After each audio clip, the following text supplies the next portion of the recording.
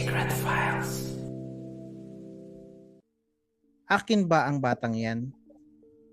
Alam ko sa loob ko, sa bihira naming pagtatalik tuwing umuwi siya, malabo.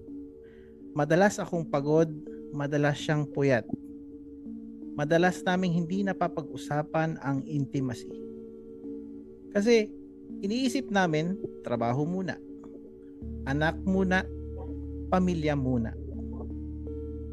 Pero ngayon, pakiramdam ko, ako lang ang nag-isang lumalaban para sa pamilya.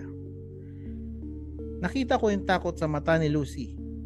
Takot na baka hindi ko siya patawarin, baka layuan ko siya.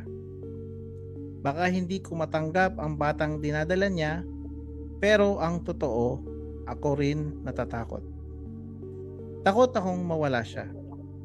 Takot akong mawala ang buong pamilya.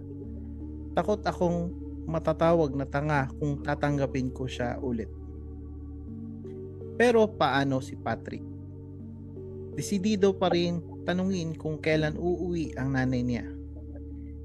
Masaya pa rin iguguhit ang pamilyang naming nabuo. Hanggang ngayon, wala pa akong sagot